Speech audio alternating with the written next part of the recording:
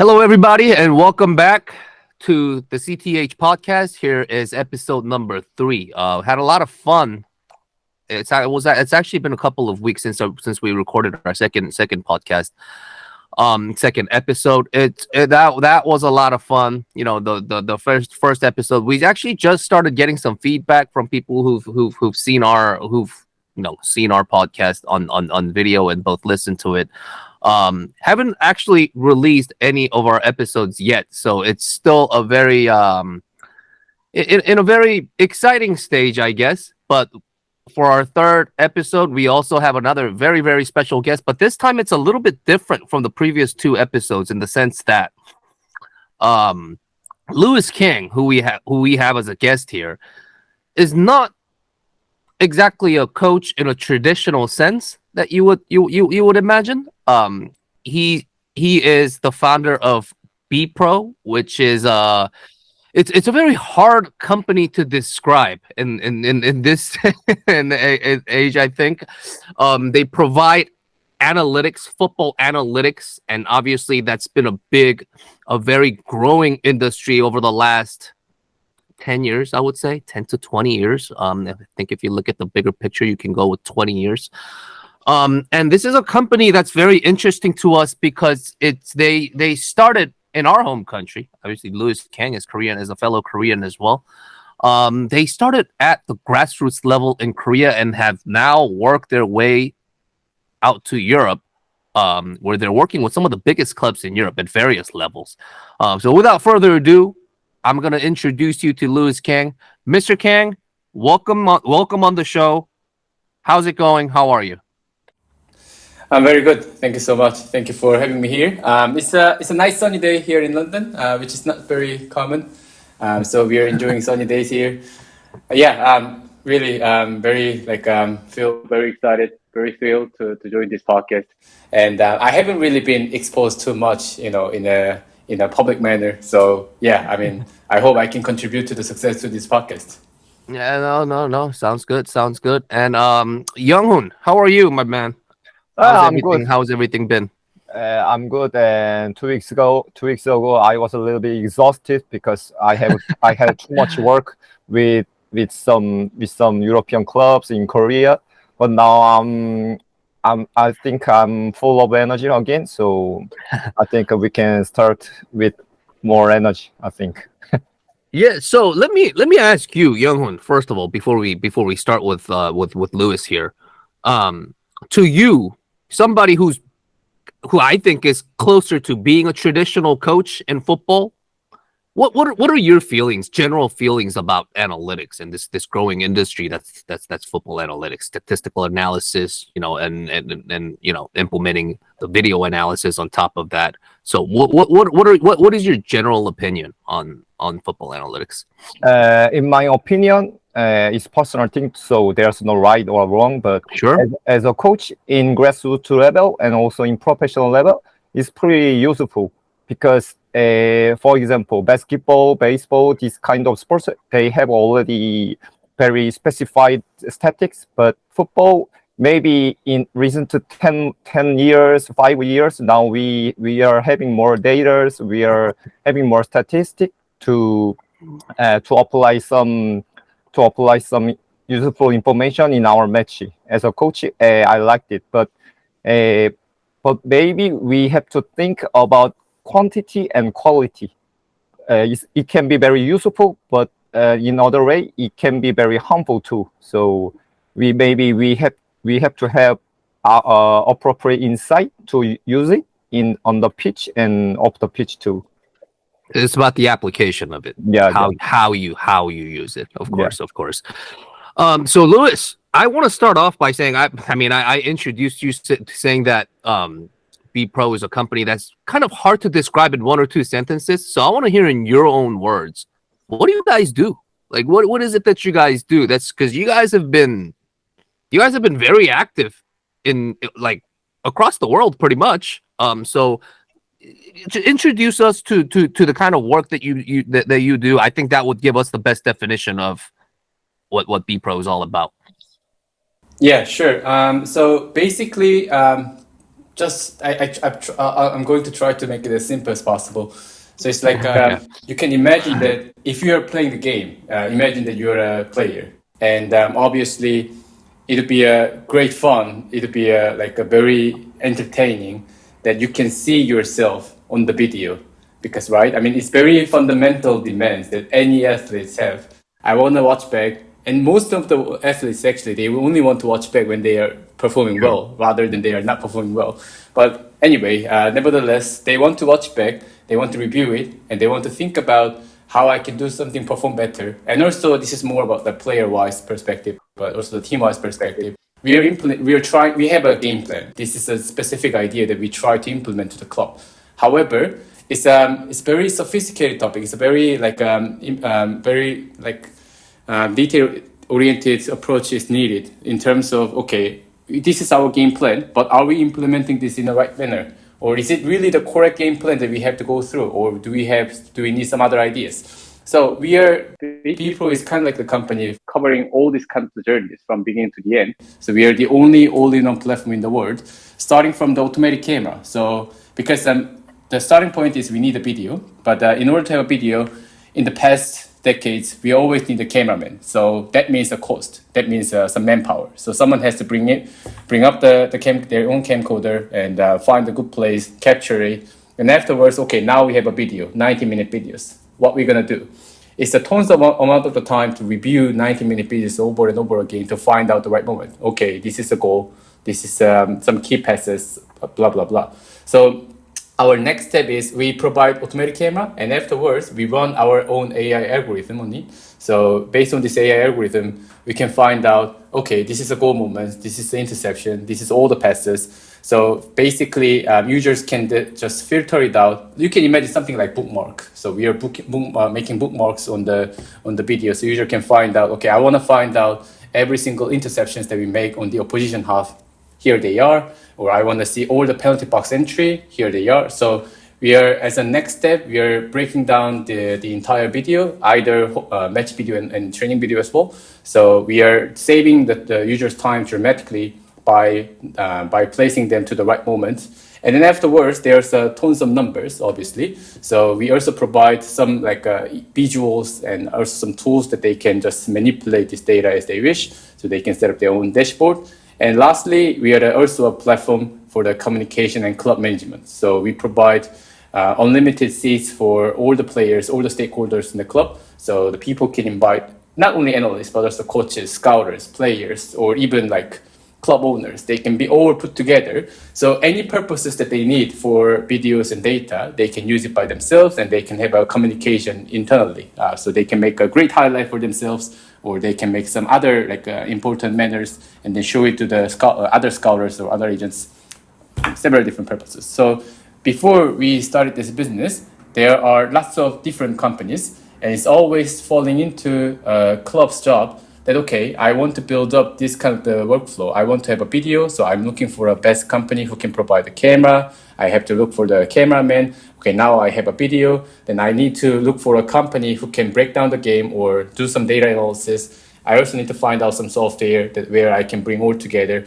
So they have to fill in these kind of pieces by themselves in the past. But after we came up in this market, it's very easy for them. We streamline their workflow. So as soon as they just adopt BEPRO, then we solve all these kind of manners. So yeah, that's kind of like our concept and what we are doing. So just one sentence, we are an all-in-one platform, try to capture the video automatically and try to collect all the information purely based on this video without any hardware devices. Yeah, so the feeling I get is BEPRO, or football analytics in general, as a company, it almost feels like, there's the analysis, there's the statistics, there's the video, and it almost seems like you guys also have to play the role of a mediator to create these relationships to make sure that your work is applicable to people who are working in football. Is that you sort of have to be an all-in-one kind of organization to be able to make this work, it seems like. Exactly. So it was quite an inevitable approach, because I didn't really start this business with the notion that I have to cover all these aspects. I didn't really realize it. I was just starting from, okay, me as just an amateur player, I wanted to record my own game. That was a starting point. How can I automate it? Because obviously I can't afford cameraman to capture my game for every game. So I was thinking about what should be the automatic way. And afterwards, okay, so now I somehow capture very bad quality, but I captured. And then I want to only find out my moments. I have zero interest about how my players are playing. I'm only interested in myself. So yeah, that's how it all started from. So naturally, I have to fill in all these gaps. And then I realized this is not only my problem. This is not where I'm only struggling. Also, the other people are also struggling with the same problem. So I was thinking about, okay, so now we have some sort of like tools or solutions, but how are we going to replicate this to multiple levels and different teams, different environments, different aspects. Yeah, so it all started from there. So that's why whilst doing this implementation, it's very like a natural decision that we have to fill in all the pieces. Yeah, so that's I guess that's kind of like how you piqued your interest in the field of analytics, and then one thing led to another, and now you're here. So in your own words, though, I'm gonna ask a bit of a philosophical question, if you can call it that. How would you differentiate analyzing and coaching in football? How would you define those two concepts? Are they different, or do they go hand in hand, or are they the same? How would you define these two aspects? Very good question. So let me make some like more some common metaphor here. So let's say I'm operating a shop, a restaurant, for example. So and then I'm trying to analyze why my restaurant, my shop, is not having a lot of revenue. So I'm starting to think about. First of all, I'm making hypothesis. I'm making assumption. Okay, it's because my location is poor. One assumption. The second assumption, maybe my food is too terrible. Third assumption, my interior is not so good, or it's not so spacious. Lots of different assumptions. So that making the right assumption is the starting point. Because some people are thinking, okay, I'm just looking into data, and this data will give me an answer. No, it's not true. I need an idea first. I need to have a clear understanding what I want to see from this data. And because of the videos and data, it's like a blank canvas. I can get a lot of information out of it, whatever I want. And also it can be very subjective. If I interpret video in this way, or if I interpret the video in that way, it all gives a different answer. So that's why the starting point is I need a notion. I need an idea what I want to find out from this. And then, okay, now I have a first question that maybe my food is terrible. That's why my restaurant is not going well. The second thing is we need an experiment, right? Okay, I try this recipe, I try that recipe, and it may be I'm also positioning ourselves as a luxury restaurant or like some street food restaurant, something like that. We try different approach. And then afterwards, we have to collect the data. Okay, once I start this recipe, somehow the satisfaction level is growing up, or is dead there, or it's stuck there, or it's even decreasing.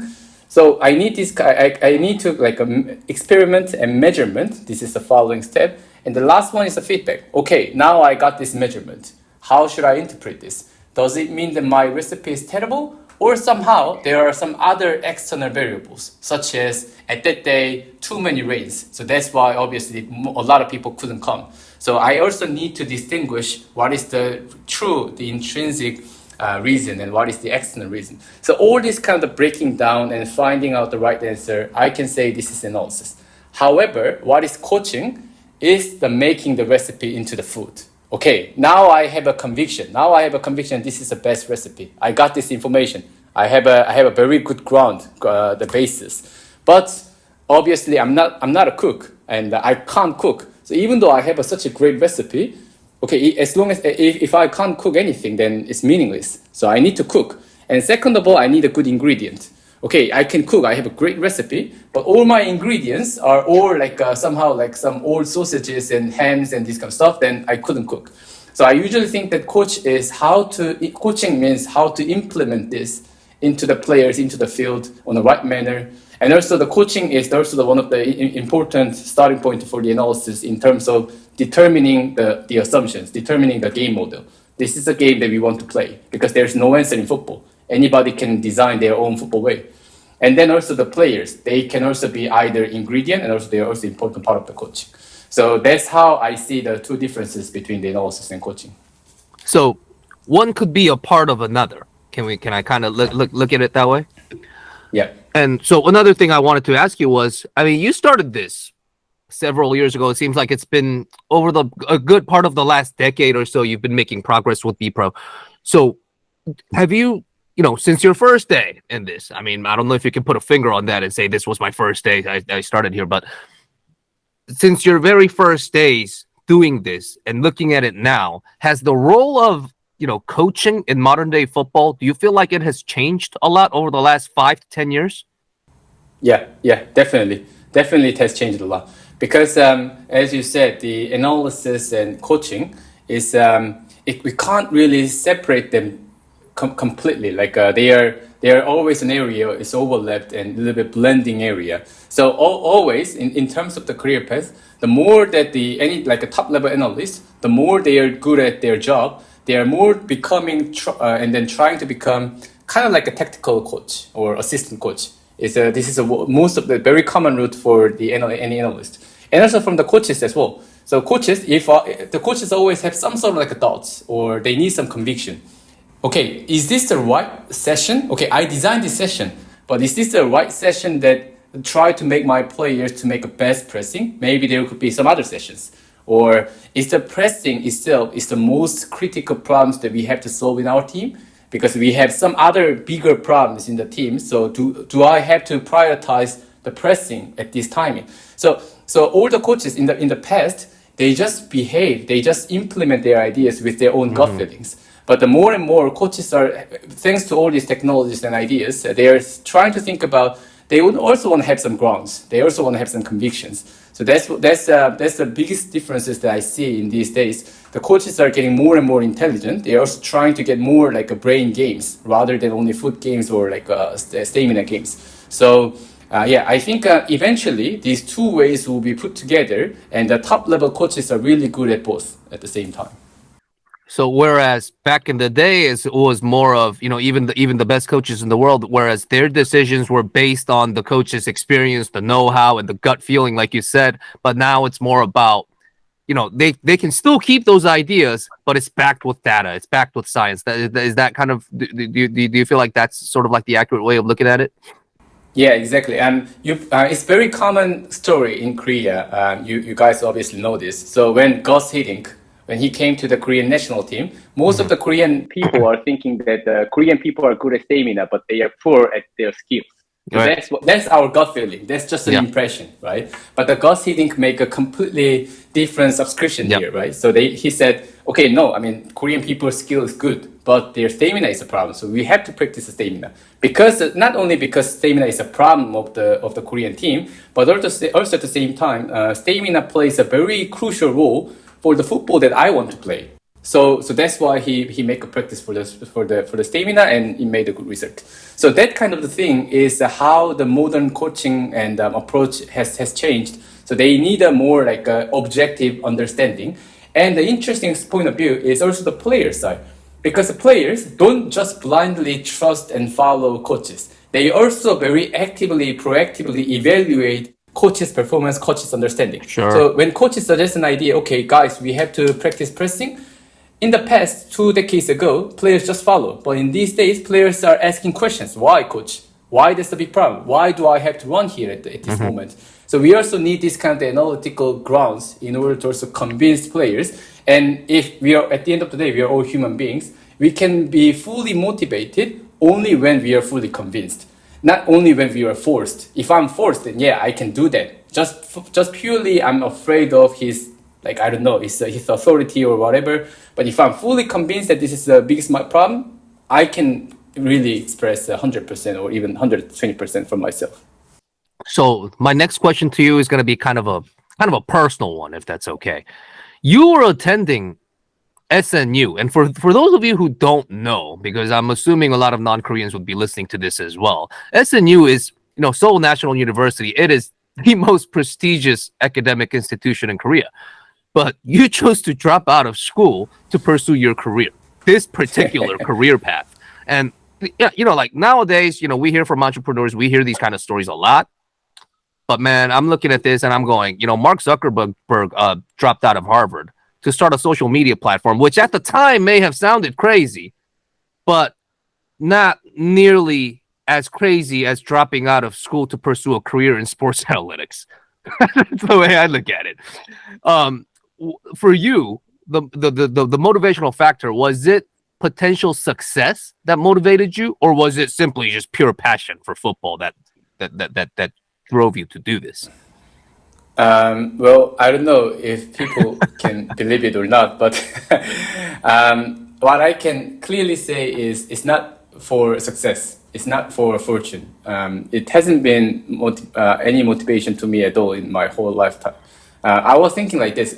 Somehow I started this business purely starting from my hobby, right? I mentioned to you in the beginning, I started this because I want to capture my own play, and also I want to make a highlight of my own performance.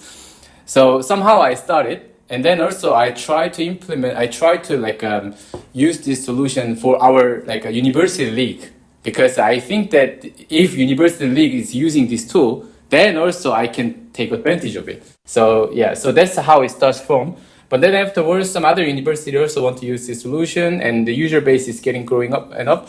And I felt a lot of responsibility, even though I didn't take any money from them. But I got the responsibility that, okay, now they are using what I made, which is I'm very proud of. I'm very excited. But also at the same time, if I just give up and say, okay, guys, listen, now I'm gonna stop it. So somehow your data, your videos will be gone because I'm out here. So yeah, this is irresponsible, I believe. So that's why I was just keep thinking about okay, how can I drive it further? Mm-hmm. And somehow it became a business. And then, okay, now it's business. I now receive money. I now receive some other things. And also I hire people, although they are all my friends, but also I hire them. Then responsibility is getting bigger and bigger. So it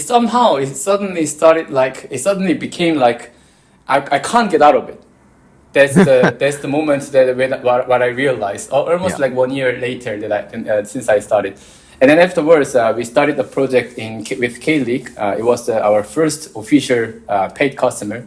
They gave us some a decent amount of the money, and we capture all the videos for K-League youth players, and we break down all their games. So, and obviously the responsibility is even bigger. And then, now I have to make a decision that, okay, this is serious. This has to be serious. So now I'm gonna make it as a proper business. So then it's a proper business, but I was still naive at the time. I was still thinking that I can do both at the same time, because I'm here, I'm attending some classes. My grade will be very poor, I know, but I don't really care. But also at the same time, I have to run this business. But 1 year afterwards, I remember this. In 2016, during the whole year, it was the first time that we provide the solution, the video recording and analysis for the K-League youth. And then during the whole year, what I did is I visited a lot of coaches, K-League youth coaches. I met them. I went to not only Seoul, but also Pohang, Ulsan, Jeju, a lot of different cities. Mm-hmm. And I was really curious that, okay, coach, why do you watch video? Why and which moments are important for you? And what do you coach to players if you find something out of it? It's not purely, obviously I'm not a coach, but I wasn't a coach. But I just wanted to get a feedback and try to improve and develop our product. And after running this cycle multiple times, the satisfaction of the coaches and users are very high. So obviously all of them wants to renew. So even K-League offered to me that, okay, we're going to increase the scope of the work. So even the revenue was almost double. And I was thinking, okay, I really want to do this job well now. I really want to do this job well. So I wanted to learn how the European guys are doing, because obviously the European guys, they are more advanced in terms of the analysis, tactics, whatever. So I didn't really have any network in Europe at the time. So I just somehow got connected to one of the German agents. At that time, he used to be a Heung-min Son's agent. Actually, he was quite famous in Korea. So I somehow got connected with him. And he introduced me to some local clubs in Hamburg, Germany, and local clubs and professional clubs. So I visited those clubs. And my question is, okay, I'm from Korea. I have this product. But how do you do that? What kind of tools are you using? And how do you feed back to players? And interestingly, the tool that they are using it's not superior to us, or even some of the tools that they are using is something that I already defeated in Korean market. So I was thinking that, okay, wow, I thought Germany is, at the time, Germany was world champion. It was 2017. Sure. So, okay, even Germany is like this level, then maybe this can be something like bigger than I thought. Yeah. So somehow we moved the team from Korea to Germany with our bare hands. We didn't have anything. So we just moved and we somehow survived in Germany for 3 years. And then that moment, whilst I was living in Germany, after like living there 2 years, I still have an idea that, okay, one day I can come back to school, I can continue my school life. But I really realized in 2019, I was looking back and say, wow, now I'm 29 years old. If I'm gonna come back to the university, how can I adapt? And after experiencing all this life, and different things. And also another aspect, after living 2 years in Germany, I realized what is the meaning of the university degree? Because in Germany, myself, I'm just no one here. I mean, no one knows what is Seoul National University. No one cares. So they only see me, who I am right now at this moment, not about what I achieved in the past. So that's why I was thinking that, okay, how should I spend my time from now on? Should I spend my time just to fulfill with the degree, which just something about my past achievement, my historical achievement, or I should continue go further to truly develop myself? It doesn't mean that spending the time in the university, it doesn't improve me. Obviously it improves, but I already have different experience. I already have different roots. And if the university can improve me like 1 or 2 steps, the experience that I'm having here in my business in Europe is improving me like 10 times. So if I spend time afterwards, should I spend the time more on this way rather than this way? So yeah, the decision was there. Like in this way, I had no regret. Okay, so I've gone too far away from the ordinary school life. So I shared this with my parents, because obviously parents were very proud when I got this university, and they also supported me a lot when I was young. So I told my parents that father and mother, I'm sorry, but I have to quit. But it doesn't mean that I can't really graduate, but I'm quitting for a better opportunity. And they supported, they understood. So so long story short, in this way. Yeah, so I mean, you talked a little bit about adjusting to Europe, as a Korean involved in football. But what I want to really know is, when you first introduced, BEPRO's technology, if I can say that, to people in Korea, it was during a time when, football analytics was either in its infancy or not even like really where we are now yet. So it almost feels to me like you might have had a tougher time convincing people in Korea than in Europe. That's what it seems like to me, because by the time you got to Europe, you already had some infrastructure for yourself to really sell yourself. But in Korea, when such concept of football analytics was very, very new at the time, I feel like the struggle that you had over there might have been bigger than the struggles you faced. Maybe a different kind of struggle, but I feel like your struggle might have been just as big, if not bigger, in Korea when you were first starting. Yeah, it's actually, they are different struggles. I also struggle a lot in Europe, and I'm also still struggling. And but the struggle that we had in Korea obviously is a different format. So yeah, it's a very good question. It was very interesting how it was and how it is right now. And sometimes I feel very proud that we also contributed to these changes. So obviously back in 2016, when we started to introduce these ideas to the Korean market, one of the biggest problem, why K-League, obviously K-League at the time, they also didn't really think too much about analysis. They didn't have too much expectation. One of the biggest motivations why they gave us the opportunity is because back then, in Korea, I don't know if some of the podcast listeners know about like Korean school system, but in Korean school system, there is a high school, grade 1, grade 2, and grade 3. And most of the players who's playing is either grade 2 or grade 3. These guys are mostly playing. And grade 1 guy, they are not really playing, but they are participating in practice. They are preparing some sort of like a stuff and blah, blah, blah. They are doing some like a house chores first. and then when they level up, then they can play as a like a proper players. So the one of the jobs of these the younger age guys is climbing up climbing up the tree or going up some roof, and they are bringing their own camcorder and filming the game. So filming the game is actually one of the jobs of these younger age guys. And actually it's a bit dangerous because they have to climb something, and it's not really a proper infrastructure to stand and capture the game. So K-League at that time was one of the biggest motivation is, okay, listen, I mean, I don't expect any data, I don't expect any luxury platform.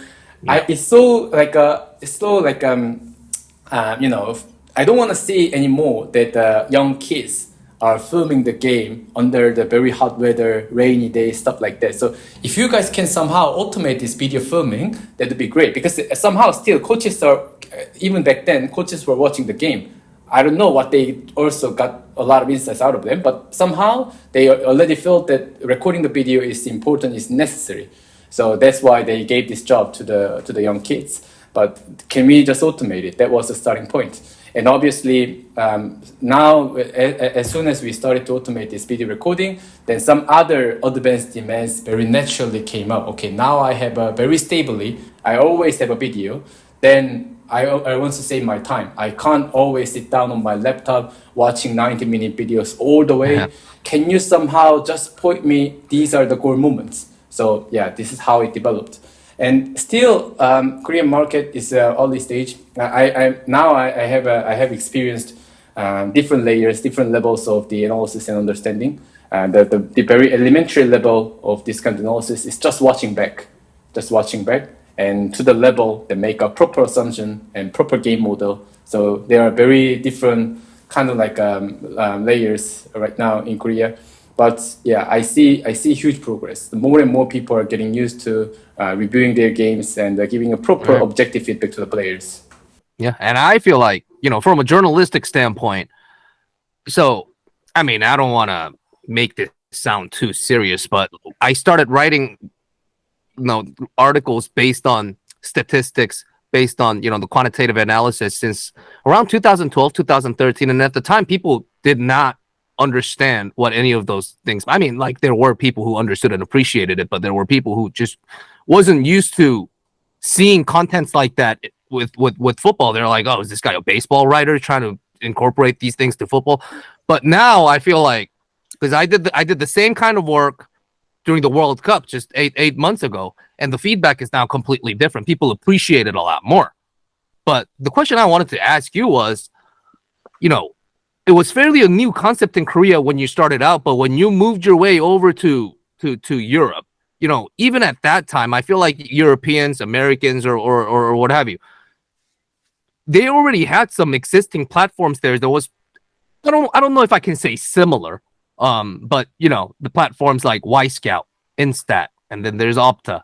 Opta's a little different, I guess, but I remember when I began using Opta stats, like I said, you know, in 2012 or so, some people were kind of averse to it, but at the same time, there were other people who were absolutely fascinated by it.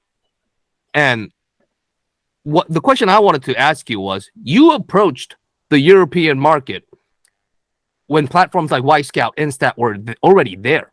I'm not sure if I can say that they were established there because I'm not too familiar with the market situation there at the time.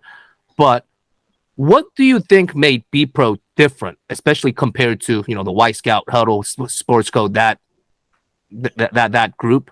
What advantage does BEPRO have over other platforms, would you say? Very good question.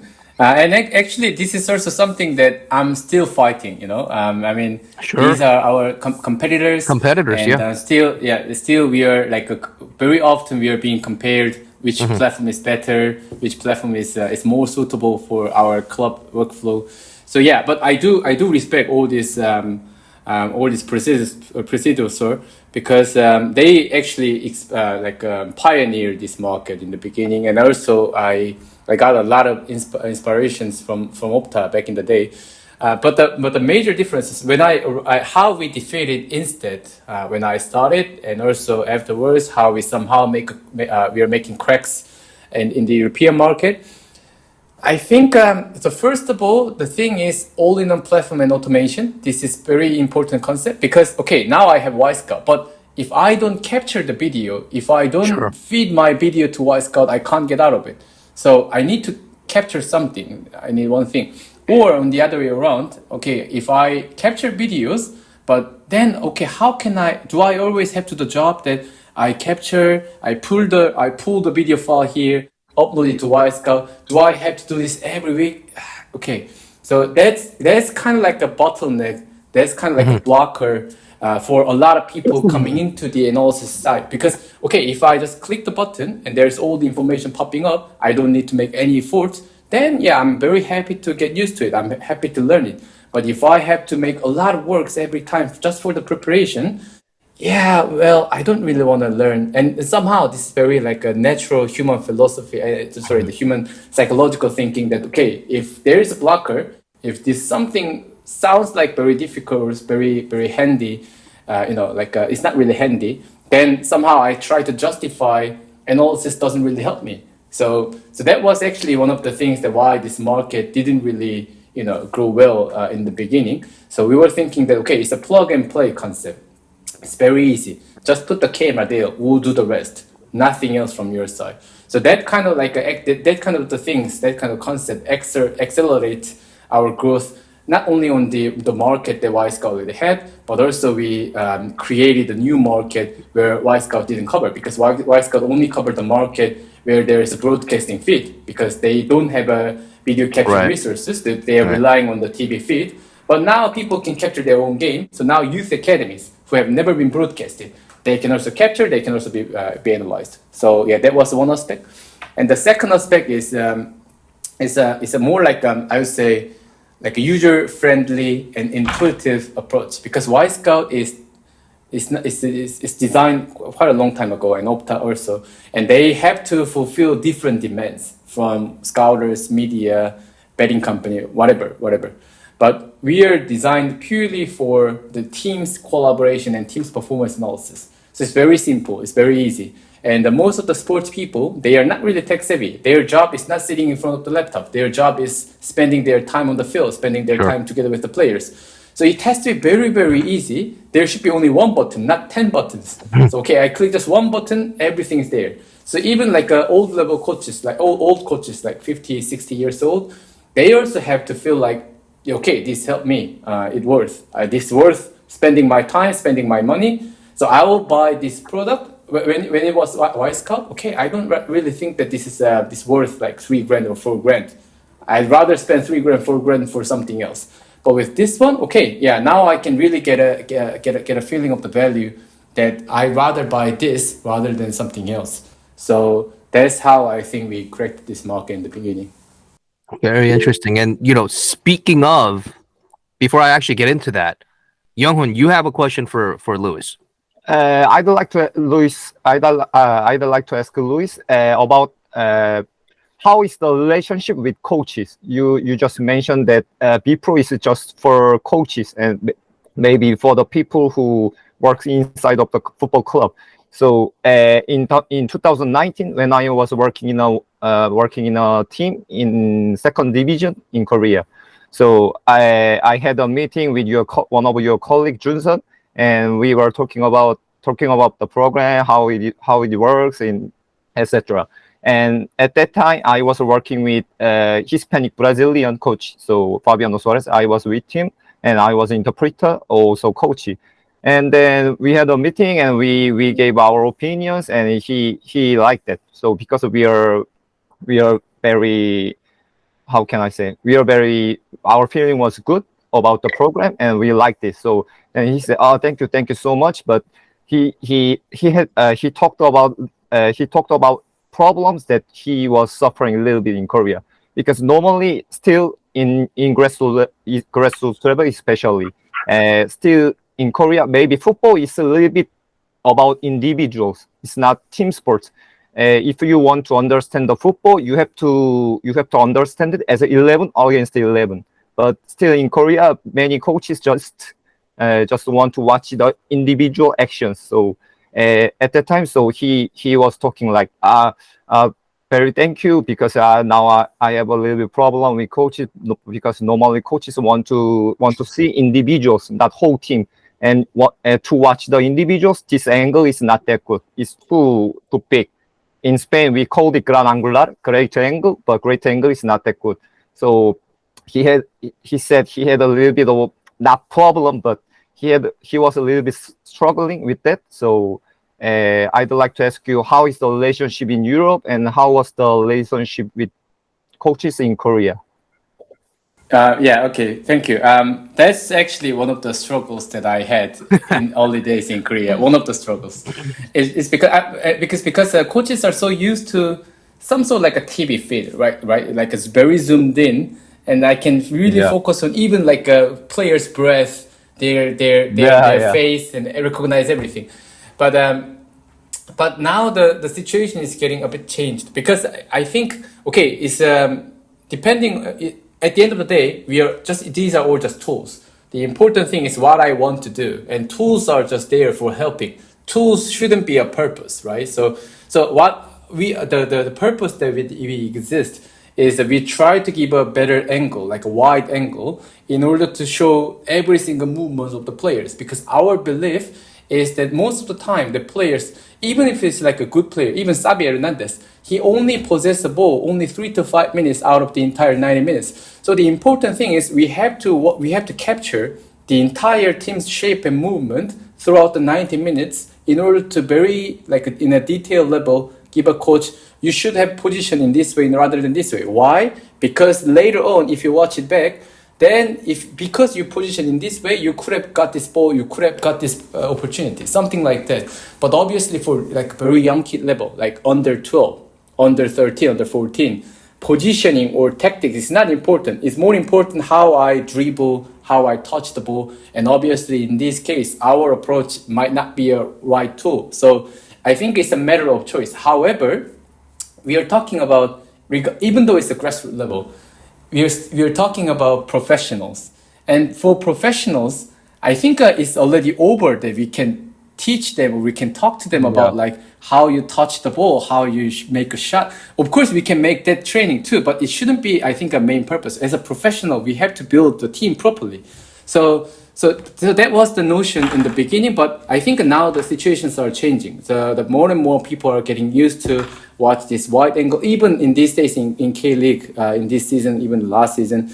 All the K-League clubs are our customers, obviously, and they are watching our feed. We call it as a tactical feed or bird eye view. So this bird eye view now is implemented on the bench and the seat, the press zone where analysts are usually sitting. So here in the two positions, they can watch the real time this bird eye view. So on the bench, actually sometimes the coaches or even head coach, manager, they really require this kind of view because it gives them an idea during the game. When they are sitting on the bench, they can see the game only on the eye level. They can't really see on the top.